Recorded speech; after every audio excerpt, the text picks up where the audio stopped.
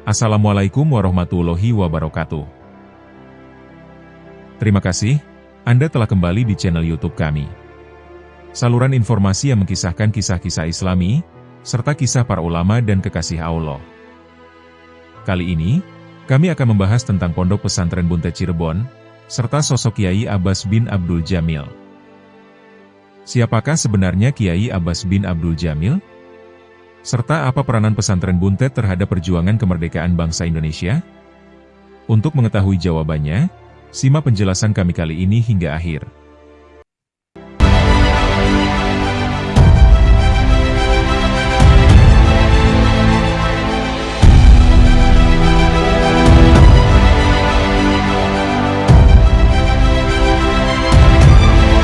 Sekilas sejarah Ponpes Buntet.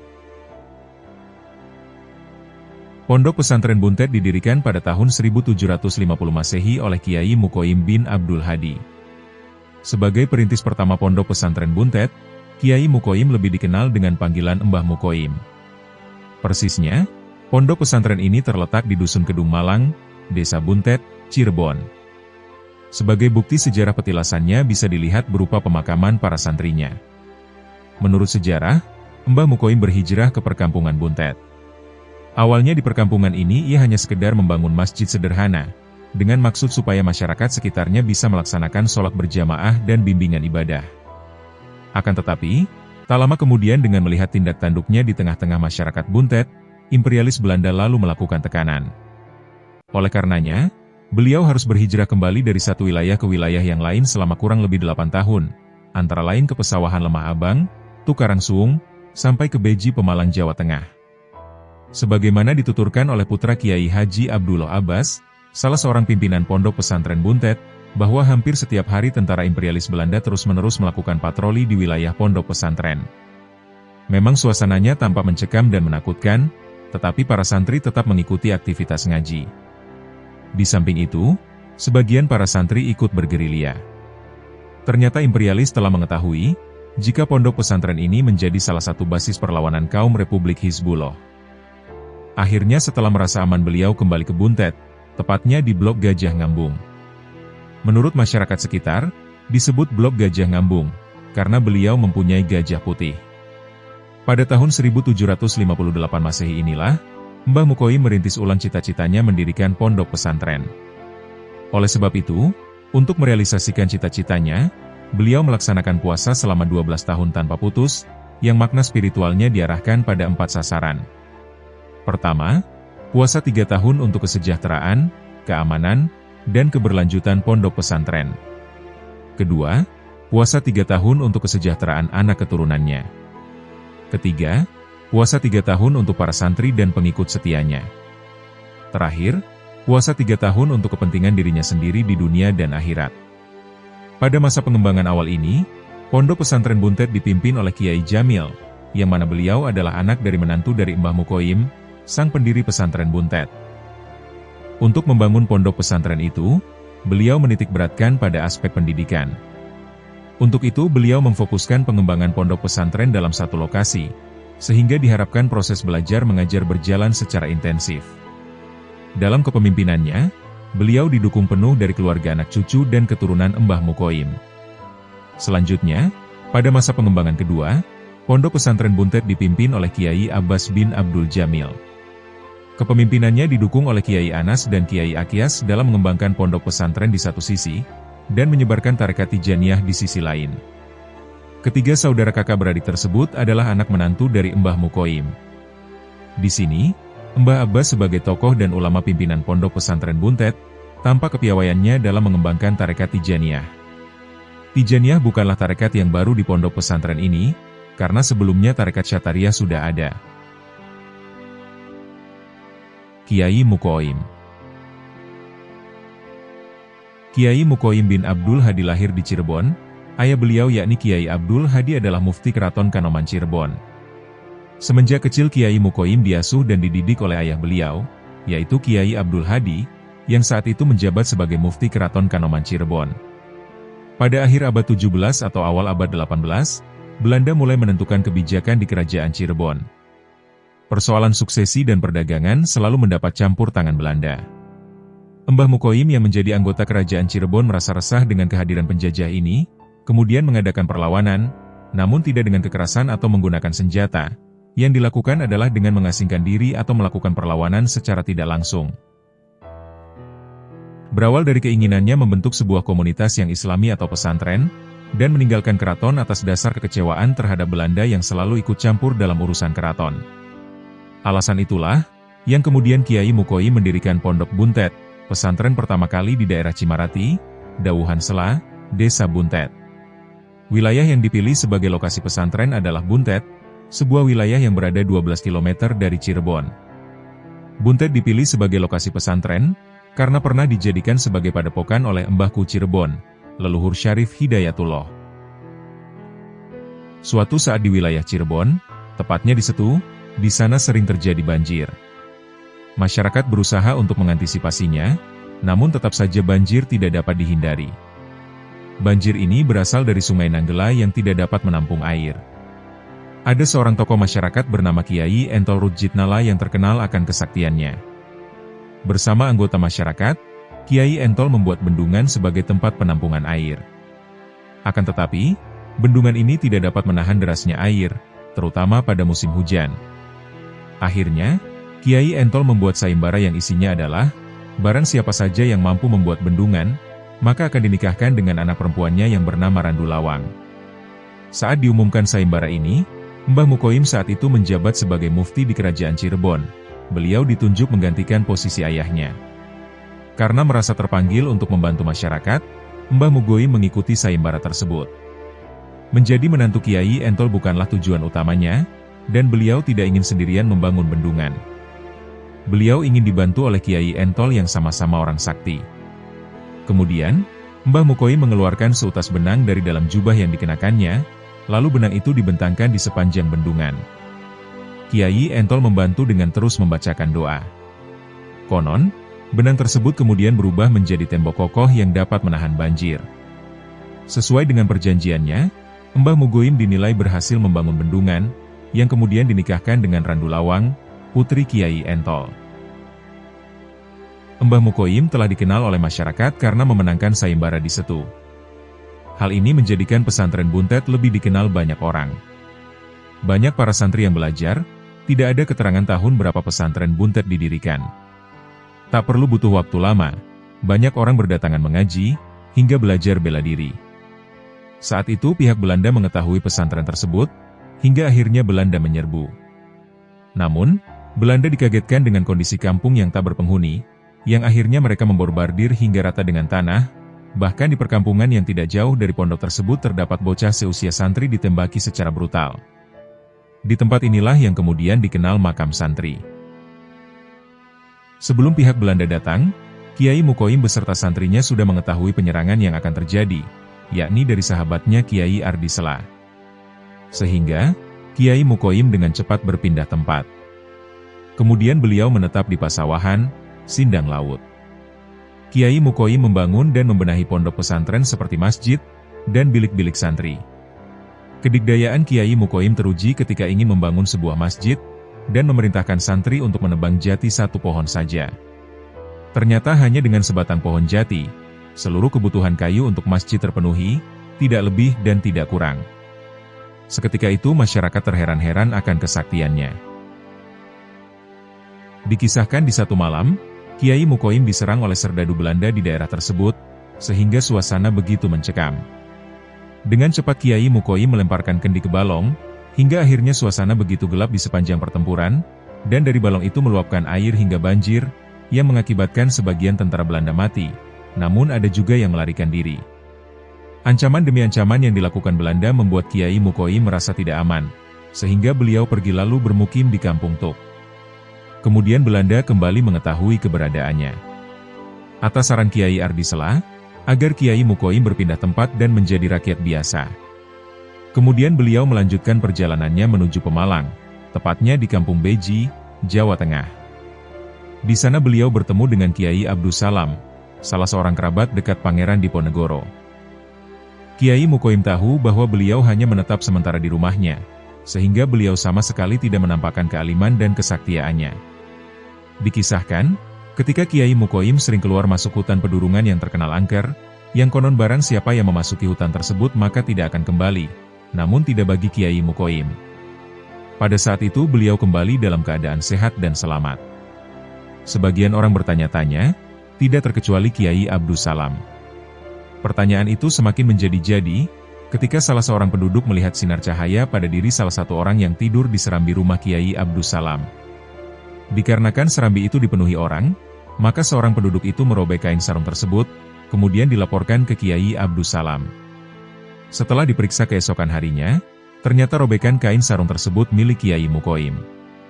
Setelah kejadian tersebut, para penduduk kampung semakin yakin bahwa Kiai Mukoim bukanlah orang sembarangan. Setelah menetap di Kampung Beji, perjalanan Kiai Mukoim dilanjutkan. Beliau kemudian berangkat ke Aceh atas permintaan Kiai Abdus Salam dan penduduk kampung. Sebab mereka meyakini bahwa Kiai Mukoim memiliki kesaktian. Beliau lalu pergi dalam rangka melawan penjajah dan tergabung dalam barisan perang Diponegoro. Dikisahkan, ketika Cirebon sedang dilanda wabah, seluruh masyarakat panik, baik dari pihak Belanda, pejabat kesultanan, maupun rakyat jelata. Konon, wabah yang melanda di Cirebon mengakibatkan tingkat kematian yang semakin tinggi. Pagi sakit, sore mati, malam sakit, pagi mati.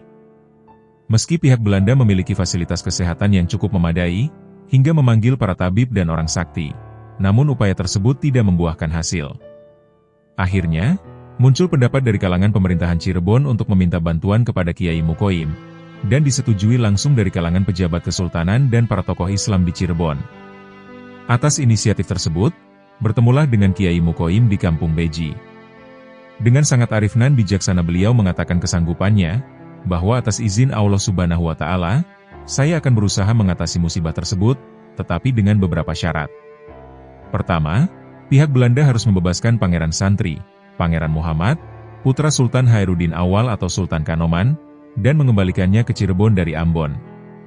Kedua, di setiap desa di wilayah Cirebon harus didirikan masjid. Perjanjian itu pun disetujui, lalu Kiai Mukoim berangkat ke Cirebon. Atas izin Allah wabah segera hilang, dan Belanda pun menepati janjinya. Setelah wilayah Cirebon aman terkendali atas musibah yang terjadi, karisma Kiai Mukoim semakin tinggi, hingga dikagumi masyarakat. Dan pada akhirnya, beliau pula menata kembali pondok buntet pesantren di daerah yang berbeda, yakni bertempat di Blok Manis, Desa Mertapada Kulon, Kecamatan Astana Japura.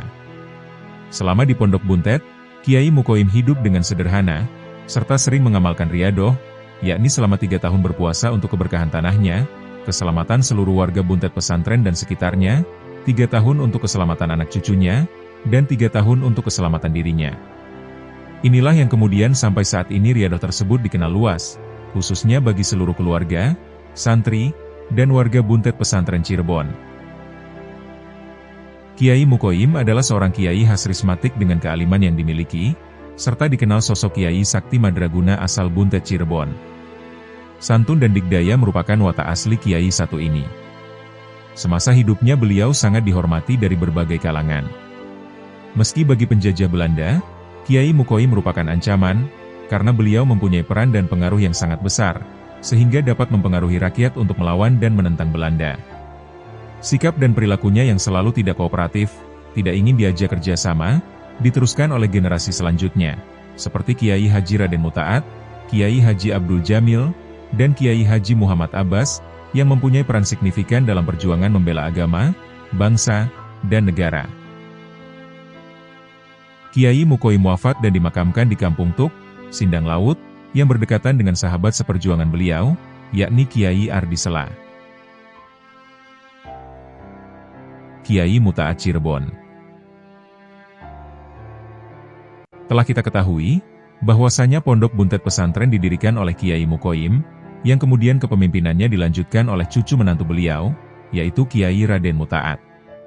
Perlu diketahui, Kiai Mukoim memiliki seorang menantu yang tak lain adalah muridnya yang paling cemerlang, yaitu Raden Muhammad. Dari pernikahan Raden Muhammad dan putri Kiai Mukoim didapat keturunan, yaitu Nyai Ratu Aisyah, yang kemudian dipersunting oleh Kiai Raden Muta'at bin Kiai Raden Muridin. Kiai Haji Muta'at adalah salah satu tokoh penting di pesantren Buntet Cirebon, yang menjabat sebagai pemimpin setelah Mbah Mukoim, dan merupakan anak menantu dari Mbah Mukoim. Beliau menjabat sebagai pimpinan pesantren Buntet pada periode tahun 1785 hingga 1852. Kiai Haji Muta'at adalah salah satu pejuang yang ikut serta dalam Perang Jawa melawan penjajah Belanda, tepatnya pada tahun 1825 hingga 1830.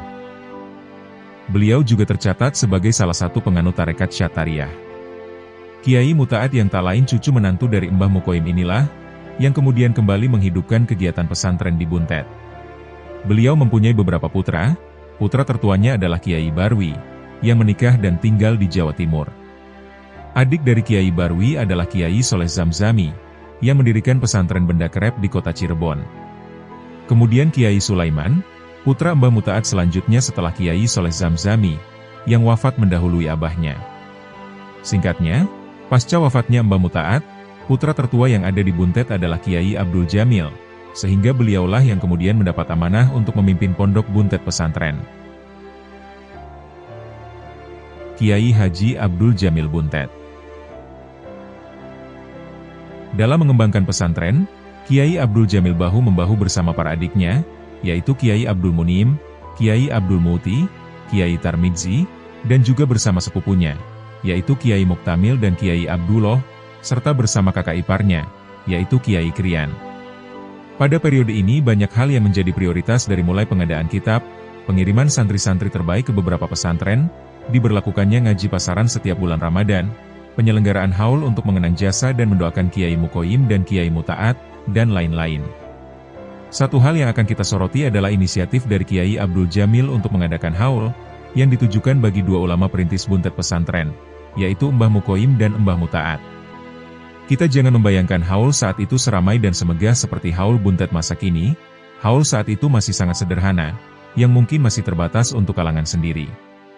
Tidak ada pejabat yang diundang, karena memang kondisi saat itu yang merupakan masa penjajahan, dan pejabat pemerintahan tentunya adalah orang-orang yang ditunjuk oleh penjajah, sedangkan sikap Buntet tetap konsisten untuk tidak kooperatif dengan penjajah. Data tertulis menunjukkan bahwa pesantren Buntet mulai ada perkembangan ketika pada periode kepemimpinan Kiai Haji Abdul Jamil, setelah kepulangnya dari bermukim di Makkah. Usahanya yang dilakukan pertama kali adalah memperbaiki sarana fasilitas yang telah dianggap rapuh, penyusunan jadwal pengajian, penambahan metode pengajaraan kitab kuning. Yaitu tidak hanya menggunakan metode tradisional seperti metode Sorogan dan Bandongan, tetapi dikembangkan juga metode lain, seperti mujadalah atau diskusi. Bahkan pada saat itu dikembangkan juga sistem klasikal atau madrasi. Masa ini sering dikatakan sebagai kebangkitan kembali pesantren, yang ditandai dengan perubahan baru pondok pesantren Buntet. Agar pesantren lebih maju, Kiai Haji Abdul Jamil, atau yang juga terkenal dengan panggilan Den Jamil atau Raden Abdul Jamil, atau yang selanjutnya masyhur disebut Syekh Jamil, beliau segera menghimpun para kiai lingkungan keluarganya, saudagar pedagang, dan lain-lain, untuk membangun dan menata kembali sarana fisik dan aktivitas pesantren. Asrama santri diperbaiki dan ditambah jumlahnya. Berkat bantuan sahabat terdekat yang pernah berguru kepada Syekh Jamil, yaitu seorang haji terkaya dari Kanggeraksan Cirebon, maka dibangunlah masjid di kompleks pesantren, yang sampai sekarang masjid ini masih digunakan dan terawat baik. Kemudian dibangun pula sarana perhubungan komunikasi berupa jalan dan jembatan, yang menghubungkan kompleks pesantren dengan desa sekitarnya.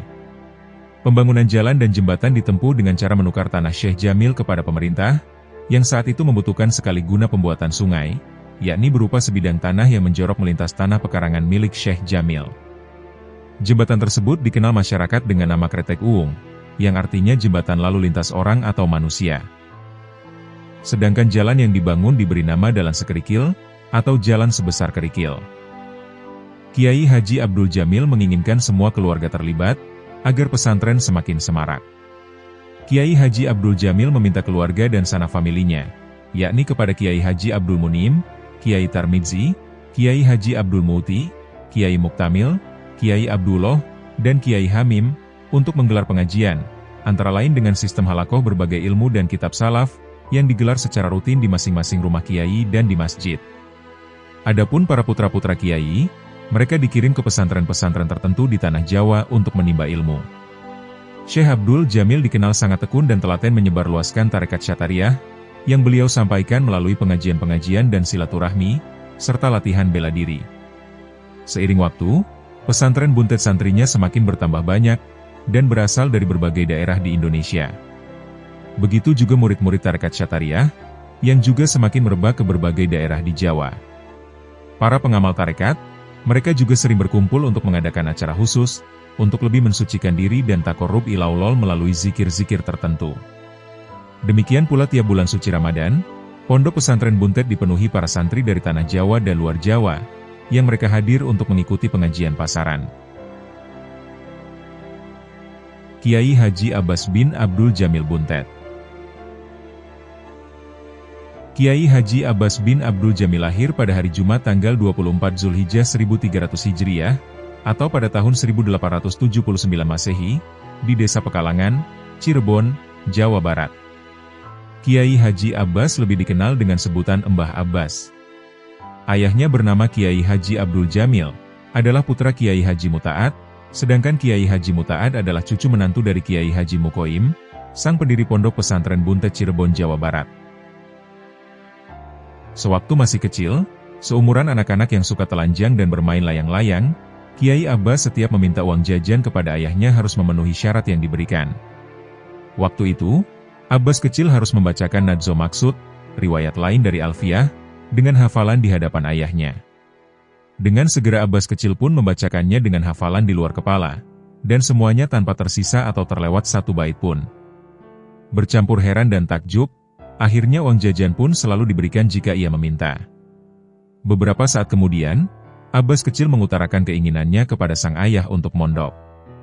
Meski ayahnya sendiri adalah seorang kiai yang alim dan mengajar ke para santri, orang Jawa menyebut itu belum dikatakan mondok, karena masih belajar kepada orang tuanya sendiri. Disebut mondok, jika ia belajar ke pesantren yang bukan milik orang tuanya. Begitupun dengan Abbas kecil, dirinya punya keinginan yang besar untuk mesantren ke pesantren-pesantren yang ada di Jawa, khususnya Jawa Barat. Karena desakan yang besar dari anaknya, akhirnya Kiai Haji Abdul Jamil mengabulkan.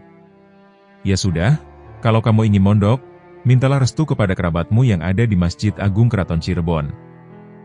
Dengan langkah tegap, tatapan tajam ke depan, Abbas kecil berjalan kaki menyusuri rel kereta api, berangkat pagi dari rumahnya menuju Masjid Agung Cirebon. Hari itu adalah hari Jumat. Tepat pukul 12 siang kurang 10 menit, beduk masjid pun berbunyi, bersamaan dengan datangnya Abbas kecil. Salah seorang habib, imam dan khatib Masjid Agung Cirebon pun berteriak. Siapa yang berani-beraninya menabuh beduk, padahal waktu masuk sholat kurang 10 menit lagi.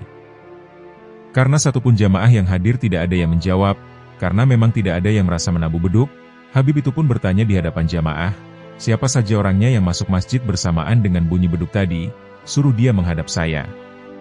Para jamaah pun saling toleh, tidak ada yang merasa. Tapi salah seorang dari mereka memberanikan diri untuk menjawab, maaf Habib, ada satu orang yang dimaksud, tapi dia cuma anak kecil, kulitnya hitam, nampak lusuh, dan pakaiannya tidak rapi. Biarin, meskipun anak kecil, jawab sang Habib. Akhirnya Abbas kecil pun diminta menghadap sang Habib, dan ia pun ditanya, kamu itu siapa dan berasal dari mana? Dijawab dengan tegas ala anak kecil, saya Abbas, putranya Abdul Jamil Buntet. Langsung saja sang Habib merangkulnya sembari menangis dan berkata, Masya Allah, kamu Abbas putranya Kiai Abdul Jamil Buntet, masih kerabatku? Akhirnya Abbas kecil pun disuruh sang Habib untuk naik mimbar, dan berkhutbah. Meski kecil, ia sudah sangat fasih berbicara di hadapan orang banyak. Berkhutbah dengan lancarnya Mbah Hatib yang sudah sangat berpengalaman. Ternyata, beduk masjid yang tadi berbunyi sendiri itu, sebagai pertanda dan penyambutan ada tamu orang yang besar, Kiai Haji Abbas bin Kiai Haji Abdul Jamil Buntet. Mungkin yang menabuh beduk dan menyambut itu adalah para malaikat, tutup Bapak Ridwan, salah satu santri Buntet pesantren, saat ia mengakhiri kisahnya. Di waktu kecil, Kiai Haji Abbas adalah seorang santri yang menggali ilmu pengetahuan agama dari satu pondok pesantren yang lain, sesuai dengan spesialisasi ilmu yang dipunyai Kiai. Dalam tradisi pondok pesantren, santri demikian dikenal dengan istilah santri keliling. Awalnya Kiai Haji Abbas mempelajari dasar-dasar ilmu pengetahuan agama dibimbing oleh ayahandanya sendiri, Kiai Haji Abdul Jamil. Tak lama kemudian beliau merantau ke Pondok Pesantren Sukanasari Pleret Cirebon. Di bawah bimbingan Kiai Nasuha, beliau mengkaji ilmu pengetahuan agama lanjut. Ketidakpuasan di Pondok Pesantren Sukanasari membuat beliau harus pindah ke Pondok Pesantren Salaf Jatisari. Di Pondok Pesantren Salaf inilah beliau kemudian dibimbing oleh Kiai Hasan. Ternyata, beliau merasa belum puas nyantri di Jawa Barat, sehingga beliau merantau ke Pondok Pesantren di Tegal, Jawa Tengah, yang diasuh oleh Kiai Ubaidah. Di Pondok Pesantren ini juga mengharuskannya merantau kembali ke Jawa Timur, yakni pada Pondok Pesantren Tebu Ireng, Jombang. Di bawah bimbingan Hadratus Syekh Hasyim Asy'ari, sang kiai dan ulama karismatik NU, beliau mencapai pemahaman tertinggi dalam pencarian dasar-dasar ilmu pengetahuan agama. Di samping belajar, di Pondok Pesantren ini beliau bersama Kiai Haji Abdul Wahab Hasbullah dan Kiai Haji Abdul Manap, ikut berpartisipasi mendirikan Pondok Pesantren Lirboyo Kediri, Jawa Timur. Setelah merasa cukup memahami dasar-dasar ilmu pengetahuan agama, beliau lalu merantau kembali ke Tanah Suci Mekah Al-Mukarramah, untuk memperdalam lagi ilmu pengetahuan agama. Di kota suci ini beliau belajar bersama dengan Kiai Haji Bakir dari Yogyakarta, Kiai Haji Abdillah dari Surabaya, dan Kiai Haji Wahab Hasbullah dari Jombang. Bahkan di sini beliau pernah belajar kepada Kiai Haji Mahfudz Atrmasi Pacitan, Jawa Timur. Dengan bermodal ilmu pengetahuan yang diperoleh dari berbagai pesantren di Jawa, kemudian dipermatang lagi dengan keilmuan yang dipelajari dari Mekah, serta upaya Naya mengikuti perkembangan pemikiran Islam yang terjadi di Timur Tengah pada umumnya, maka mulailah Kiai Abbas memegang tampuk pimpinan pesantren Buntet, warisan dari nenek moyangnya itu dengan penuh kesungguhan. Dengan modal keilmuan yang memadai itu, membuat daya tarik pesantren Buntet semakin tinggi. Sebagai seorang kiai muda yang energik, ia mengajarkan berbagai khazanah kitab kuning, namun tidak lupa memperkaya dengan ilmu keislaman modern yang mulai berkembang saat itu. Maka kitab karya ulama Mesir, seperti tafsir Tontowi Jauhari yang banyak mengupas masalah ilmu pengetahuan itu, mulai diperkenalkan pada para santri. Demikian juga tafsir Fahru Rozi yang bernuansa filosofis itu juga diajarkan. Dengan adanya pengetahuan yang luas itu, pengajaran usul fikih mencapai kemajuan yang sangat pesat, sehingga pemikiran fikih para alumni Buntet sejak dulu sudah sangat maju. Sebagaimana umumnya pesantren, fikih memang merupakan kajian yang sangat diprioritaskan, sebab ilmu ini menyangkut kehidupan sehari-hari masyarakat. Dengan sikapnya itu, maka nama Kiai Abbas dikenal ke seluruh Jawa, sebagai seorang ulama yang alim dan berpemikiran progresif. Namun demikian, ia tetap rendah hati pada para santrinya, misalnya ketika ditanya sesuatu yang tidak dikuasai, atau ada santri yang minta diajari kitab yang belum pernah dikajiannya ulang, maka Kiai Abbas terus terang mengatakan pada santrinya, bahwa ia belum menguasai kitab tersebut, sehingga perlu waktu untuk menelaahnya kembali. Walaupun namanya sudah terkenal di seantero Pulau Jawa, baik karena kesaktiannya maupun karena kealimannya, tetapi Kiai Abbas tetap hidup sederhana. Di langgar yang beratapkan genteng itu, ada 2 kamar dan ruang terbuka cukup lebar, dengan hamparan tikar yang terbuat dari pandan. Di ruang terbuka inilah Kiai Abbas menerima tamu tak henti-hentinya. Setiap usai sholat zuhur atau asar, sebuah langgar yang berada di pesantren Buntet Cirebon itu selalu didesaki para tamu. Mereka berdatangan hampir dari seluruh pelosok daerah. Ada yang datang dari daerah sekitar Jawa Barat, Jawa Tengah, bahkan juga ada yang dari Jawa Timur. Mereka bukan santri yang hendak menimba ilmu agama, melainkan inilah masyarakat yang hendak belajar ilmu kesaktian pada sang guru. Bagi Hadratus Syekh Hasyim Asy'ari, Kiai Abbas adalah bukan sekedar santri biasa, namun santri yang memiliki banyak kelebihan, baik dalam bidang ilmu pengetahuan agama, maupun ilmu bela diri atau kedikjayaan. Selain kiprahnya sebagai ulama yang selalu hidup di setiap huruf pada ilmu yang telah diajarkannya, Mbah Abbas juga mempunyai ilmu kedikjayaan yang luar biasa dan seorang pejuang. Pada tahun 1900-an, beliau tiba-tiba diundang oleh Kiai Haji Hasyim Asy'ari untuk segera datang ke Pondok Pesantren Tebu Ireng, Jombang. Pada waktu itu, di Pondok Pesantren Tebu Ireng sering muncul kekacauan dan keonaran, sehingga terkadang mengganggu ketentraman dan kedamaian pondok pesantren. Di samping itu, di Tebu Ireng juga sedang dilanda wabah penyakit yang memprihatinkan. Oleh karena itu, berangkatlah beliau beserta kakak kandungnya, Kiai Haji Soleh Zamzam Bendakrep, Kiai Haji Abdullah Panguragan, dan Kiai Syamsuri Wanantara. Alhasil, dengan pertolongan Allah Ta'ala, Pondok Pesantren Tebu Ireng yang sedang mengalami kesulitan dan musibah dapat teratasi. Sebagaimana yang dituturkan Profesor Kiai Haji Ibrahim Hosen, ketika Bung Tomo datang berkonsultasi kepada Hadratus Syekh Hasyim Asy'ari, untuk meminta persetujuan dimulainya perlawanan rakyat terhadap imperialis Inggris, beliau menyarankan agar perlawanan rakyat itu jangan dimulai lebih dahulu, sebelum Mbah Abbas datang ke Surabaya. Sebagai pejuang bagi bangsa dan negara Indonesia, Mbah Abbas telah memberikan kontribusi yang sangat besar dalam pertempuran 10 November 1945 di Surabaya. Beliau adalah pemimpin rombongan pejuang Cirebon, yang berangkat dengan kereta api menuju Surabaya. Sebelumnya, beliau diminta untuk datang ke Surabaya sebelum dimulainya pertempuran tersebut oleh Kiai Haji Hasyim Asy'ari, pimpinan Pondok Pesantren Tebu Ireng dan Roy Syuriah NU, ketika Bung Tomo minta restu kepadanya. Oleh sebab itu, beliau seringkali diminta bantuan khusus yang berhubungan dengan kepintarannya, misalnya untuk menetapkan hari perlawanan terhadap imperialis Inggris, yang sebelumnya diminta oleh Bung Tomo.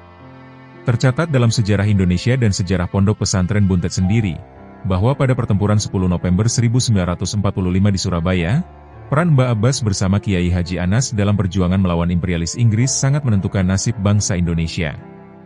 Atas restu Kiai Haji Hasyim Asy'ari, beliau terlibat langsung dan bahu-membahu dengan para pejuang lainnya dalam pertempuran tersebut.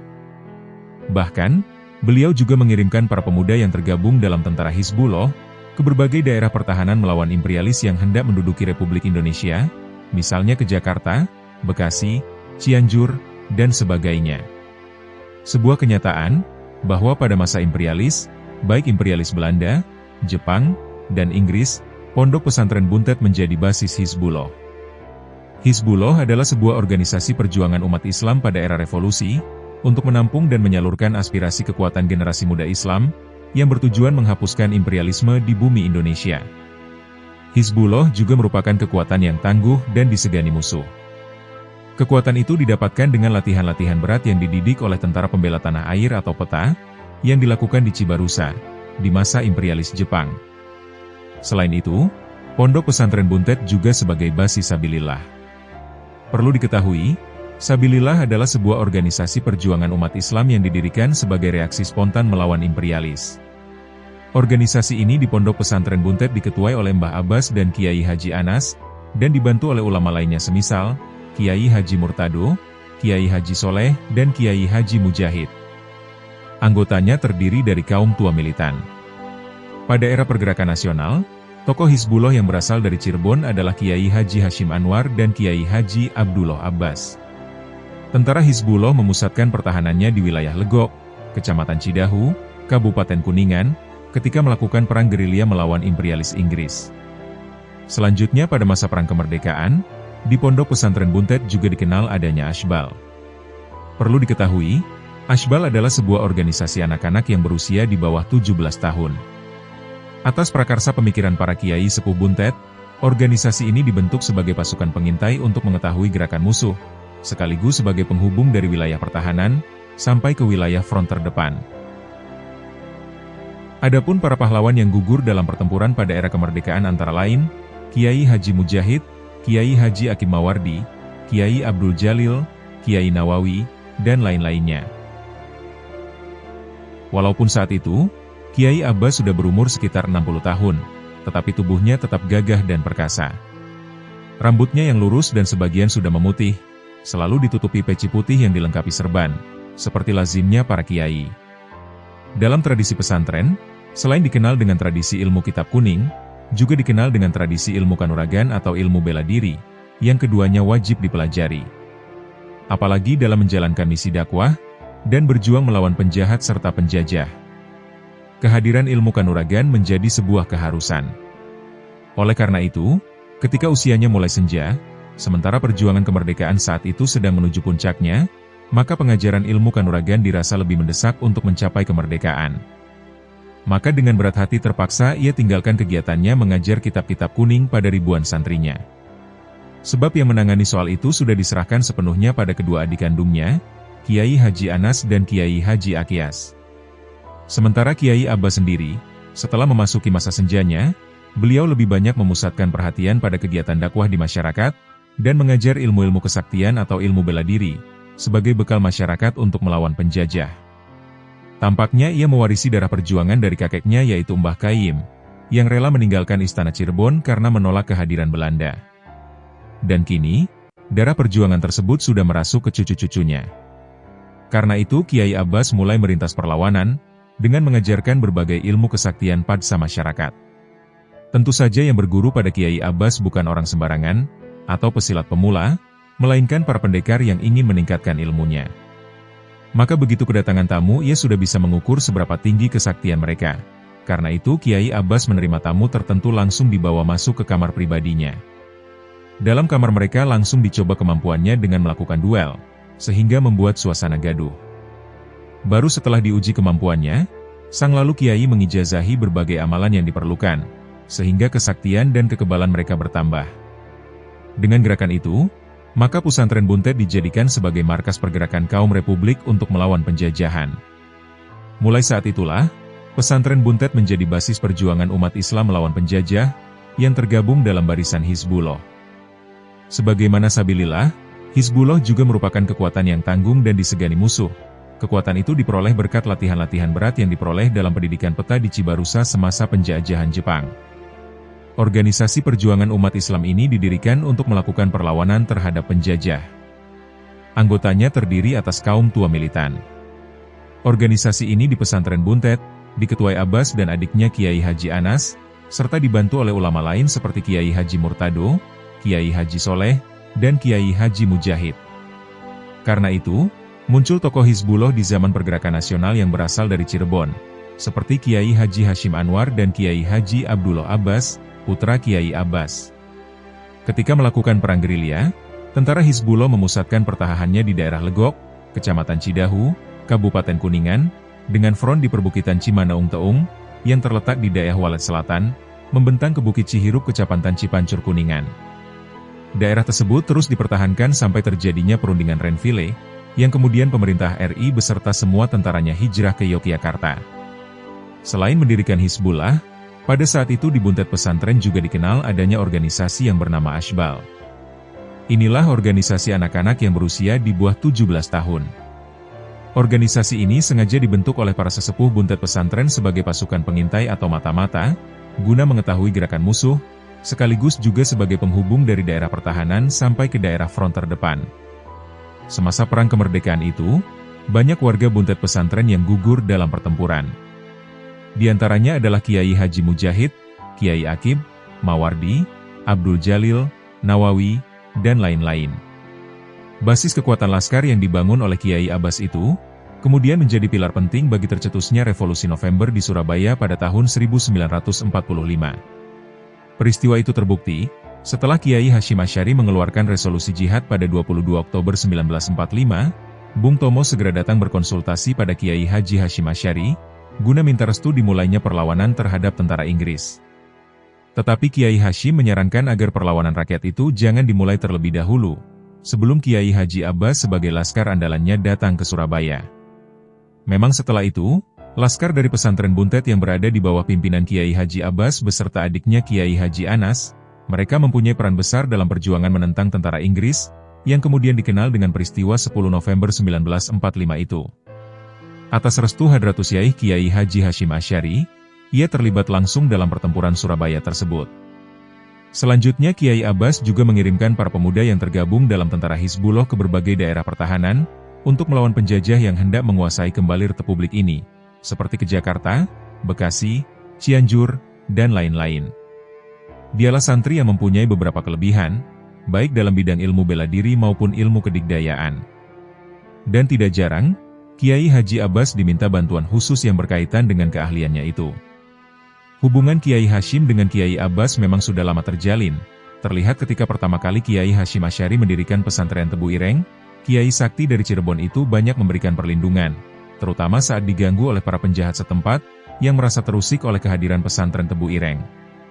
Sekitar tahun 1900, Kiai Haji Abbas datang dari Buntet bersama kakak kandungnya, Kiai Haji Soleh Zamzam Bendakrep, Kiai Haji Abdullah Pengurangan, dan Kiai Syamsuri Wanatar. Berkat kehadiran mereka itu, para penjahat yang dibeking oleh Belanda penguasa pabrik gula cukir itu tidak lagi mengganggu pesantren Tebu Ireng, hingga kapok tidak berani mengganggu lagi. Tradisi pesantren antara kanuragan, moralitas, dan kitab kuning saling menopang, tanpa salah satunya yang lain tidak berjalan, karena itu semua merupakan tradisi dalam totalitasnya. Karomah Kiai Haji Abbas Buntet.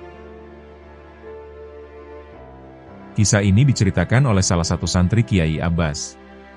Pada hari itu, kalau tidak salah tanggal 6 November 1945, saya dengan 3 orang, yaitu Usman, Abdullah, dan Syaroni, mendapat tugas dari detasemen Hizbullah Resimen $12 Singapura untuk mengawal Kiai Abbas ke front Surabaya. Pada jam 6.30, rombongan kami dengan diiringi pasukan Hizbullah Resimen 12 Divisi 1 Syarif Hidayat, meninggalkan markas detasemen menuju stasiun Perujakan Cirebon. Dalam rombongan kami, selain 3 pengawal serta Kiai Abbas, juga ikut KH Ahmad Tamin dari Losari sebagai pendamping Kiai Abbas. Selanjutnya kami naik kereta api ekspres. Waktu itu Kiai Abbas mengenakan jas buka abu-abu, kain sarung plekat bersorban, dan beralas kaki terompah atau sandal jepit kulit. Beliau menyerahkan sebuah kantung kepada saya. Saya merabanya, ternyata isinya sandal bakyak. Saya sempat heran bahkan tertawa sendiri. Untuk apa bakyak ini? Bukankah Kiai sudah memakai terompah? Atau senjata perang? Masa, senjata kok bakyak? Sekitar jam 5 sore kereta api yang kami tumpangi masuk di stasiun Rembang, Jawa Tengah. Ternyata di sana sudah banyak orang yang menunggu. Lalu kami diantar ke pondok pesantren Kiai Bisri di Rembang. Malam harinya, bagda sholat Lisya, para ulama yang jumlahnya diperkirakan lebih dari 15 orang mengadakan musyawarah untuk menentukan komando atau kepemimpinan pertempuran di Surabaya. Hasil musyawarah memutuskan, komando pertempuran dipercayakan kepada Kiai Abbas. Bagda sholat subuh, pondok pesantren Rembang sudah ramai. Para santri sudah siap berangkat ke Surabaya. Saat itu banyak pula yang berseragam Hizbullah. Di halaman masjid sudah ada 2 mobil sedan kuno berkapasitas 4 orang penumpang. Kiai Abbas memanggil saya dan rekan-rekan pengawal dari Cirebon, dan meminta bingkisan bakyak yang dititipkannya kepada saya. Kiai Abbas juga menyuruh kami, pengawal dari Cirebon, untuk tidak kemana-mana, sampai kembalinya mereka dari Surabaya. Setelah itu Kiai Abbas naik salah satu mobil, Kiai Bisri di jok belakang, sementara Kiai Ahmad Tamin duduk di depan dengan sopir. Sedang sedan yang satunya lagi berpenumpang 4 orang Kiai, yang saya sendiri tidak tahu namanya. Dengan diiringi pekik takbir Allahu Akbar dan pekik merdeka yang saling bersahutan, rombongan Kiai itu perlahan bergerak meninggalkan pondok pesantren Rembang. Setelah hampir sepekan kami berada di pondok pesantren Rembang, beberapa laskar Hizbullah yang merupakan santri pondok pesantren Rembang datang. Kedatangannya disambut oleh para santri, termasuk juga kami. Mereka pun langsung diberondong pertanyaan-pertanyaan tentang situasi peperangan kota Surabaya. Menurut cerita santri Rembang yang baru datang tersebut, begitu rombongan para kiai datang, mereka langsung disambut dengan gemuruh takbir dan pekik merdeka. Para kiai itu lalu masuk ke masjid dan melakukan sholat sunnah. Usai sholat sunnah, Kiai Abbas memerintahkan kepada pendampingnya, Kiai Ahmad Tamin, untuk berdoa di tepi kolam masjid. Kepada Kiai Bisri dari Rembang, Kiai Abbas memintanya agar memerintahkan para laskar dan para pemuda yang akan berjuang untuk mengambil air wudhu, dan meminum air yang telah didoai. Tak menunggu lama, mereka pun segera berwudhu di sana. Ada dari mereka yang mungkin merasa kurang dengan hanya berwudhu, hingga menerjunkan diri masuk ke dalam kolam. Kemudian, bagaikan lebah keluar dari sarangnya, pemuda-pemuda dari segala lapisan badan perjuangan arek-arek Surabaya menyerbu Belanda dengan diiringi takbir dan pekik merdeka, yang bergemuruh di seluruh penjuru kota Surabaya, yang disambut dengan rentetan tembakan gencar dari serdadu Belanda. Korban berjatuhan dari kedua belah pihak, terutama dari pihak kita, yang hanya bersenjata bambu runcing, pentungan, atau golok seadanya, yang disongsong dengan semburan peluru dari berbagai senjata otomatis modern. Sungguh tragis dan mengerikan. Kami dengan para kiai berada di tempat yang agak tinggi, jadi jelas sekali dapat melihat keadaan di bawah sana, kata santri Rembang yang ternyata pengawal Kiai Bisri Rembang. Saat itu, santri Rembang itu melanjutkan kisahnya, Kiai Abbas mengenakan alas kaki bakyak berdiri tegak di halaman masjid, sambil berdoa dengan menengadahkan kedua tangannya ke langit. Saya melihat dengan mata kepala sendiri keajaiban yang luar biasa. Beribu-ribu alu atau alat penumbuk padi, dan lesung, tempat padi saat ditumbuk, dari rumah-rumah rakyat berhamburan terbang menerjang serdadu-serdadu Belanda. Suaranya bergemuruh bagaikan air bah, sehingga Belanda kewalahan dan mereka pun mundur ke kapal induk mereka. Tidak lama kemudian, pihak sekutu mengirim pesawat bomber Hercules. Tapi pesawat itu tiba-tiba meledak di udara sebelum beraksi. Kemudian beberapa pesawat sekutu berturut-turut datang lagi, yang maksudnya akan menjatuhkan bom-bom untuk menghancurkan kota Surabaya. Namun pesawat-pesawat itu pun mengalami nasib yang sama, yakni meledak di udara sebelum beraksi. Disitulah kehebatan Kiai Abbas yang saya saksikan sendiri, kata santri Rembang meyakinkan para santri lainnya saat itu. Keesokan harinya, ia melanjutkan kesaksiannya, pihak musuh datang lagi berbondong-bondong. Dengan menggunakan tank-tank dan truk-truk, mereka menyerang kubu-kubu pertahanan laskar kita dengan iringan dentuman kanon dan mortir, serta rentetan tembakan-tembakan dari pesawat udara yang cukup banyak jumlahnya. Tentara dan laskar kita banyak yang gugur, dan terpaksa mundur di pinggir kota Surabaya. Menjelang malam hari tiba pertempuran pun mereda, dan hanya beberapa tembakan kecil yang masih terdengar di sana-sini. Kemudian kami diperintah pulang oleh Kiai Bisri, untuk menyampaikan berita keadaan di front Surabaya kepada keluarga dan warga pondok pesantren, bahwa Kiai Bisri dan para alim ulama lainnya dalam keadaan selamat, dan sehat walafiat. Warga pondok dan masyarakat Rembang diminta untuk berdoa kepada Allah Subhanahu wa Ta'ala atas perlindungan, keselamatan, dan kemenangan, bagi para pejuang kita yang sedang dalam pertempuran melawan dan mengusir penjajah Belanda dari bumi Indonesia. 3 hari kemudian, menjelang pagi, Kiai Abbas dengan pendampingnya, Kiai Ahmad Tamin, dan Kiai Bisri Rembang, serta beberapa kiai lainnya datang. Dari mereka, kami tidak banyak memperoleh informasi tentang kejadian Surabaya. Setelah subuh, kami para pengawal dari Cirebon diperintahkan berkemas-kemas untuk pulang kembali ke Cirebon. Dengan menumpang kereta api ekspres, pukul 6 pagi, kami bertolak meninggalkan Rembang, dan tiba di Cirebon dengan selamat sekitar pukul 17.30. Sepanjang perjalanan dari Rembang ke Cirebon, tidak banyak yang kami bicarakan. Tampaknya Kiai Abbas dalam kelelahan dan kantuk yang teramat sangat. Selama di Surabaya, ternyata Kiai Abbas kurang istirahat dan kurang tidur. Walaupun revolusi November dimenangkan oleh laskar pesantren dengan penuh gemilang, tetapi hal itu tidak membuat mereka terlena, sebab Belanda dengan kelicikannya akan selalu mencari celah menikam republik ini. Karena itu Kiai Abbas selalu mengikuti perkembangan politik, baik di lapangan maupun di meja perundingan. Sementara itu, para laskar masih terus disiagakan. Berbagai latihan terus digelar, terutama bagi kalangan muda yang baru masuk kelaskaran. Berbagai daerah juga dibuka simpul kelaskaran, yang siap menghadapi kembalinya penjajahan. Di tengah gigihnya perlawanan rakyat terhadap penjajah, misi diplomasi juga dijalankan, dan semuanya itu tidak terlepas dari perhatian para ulama. Karena itu betapa kecewanya para pejuang, termasuk para ulama yang memimpin perang itu, ketika sikap para diplomat kita sangat lemah, banyak mengalah pada keinginan Belanda dalam perjanjian Linggarjati tahun 1946 itu. Mendengar hal perjanjian itu Kiai Abbas sangat terpukul, merasa perjuangannya dikhianati, hingga akhirnya beliau jatuh sakit, yang kemudian mengakibatkan Kiai yang sangat disegani sebagai pemimpin gerilya itu wafat pada hari Ahad pada waktu subuh, tanggal 1 Rabiul Awal tahun 1365 Hijriah, atau bertepatan pada tahun 1946 Masehi. Jenazah beliau kemudian dikuburkan di pemakaman Buntet pesantren. Hingga saat ini, karakter perjuangan masih terus ditradisikan di pesantren Buntet. Pada masa represi Orde Baru, pesantren ini dengan gigihnya mempertahankan independensinya dari tekanan rezim itu. Tetapi semuanya dijalankan dengan penuh keluasan, sehingga Orde Baru juga tidak menghadapinya dengan frontal. Akibatnya, pada masa ramainya gerakan reformasi pikiran dan pandangan, Kiai Abdullah Abbas sangat diperhatikan oleh semua para penggerak reformasi, baik dari kalangan NU maupun komunitas lainnya. Itulah peran sosial keagamaan pesantren Buntet yang dirintis Mbah Qayyim, yang dilanjutkan oleh Kiai Abbas. Demikianlah pembahasan kami tentang pondok pesantren Buntet, serta sosok Kiai Abbas sebagai simbol perjuangan kemerdekaan dari Buntet. Semoga Allah Subhanahu wa Ta'ala mengumpulkan kita dengan para kekasihnya, di dunia maupun akhirat. Semoga kita dapat meneladani kepribadian akhlak para kekasih Allah, serta mengambil hikmah dari kisah-kisahnya.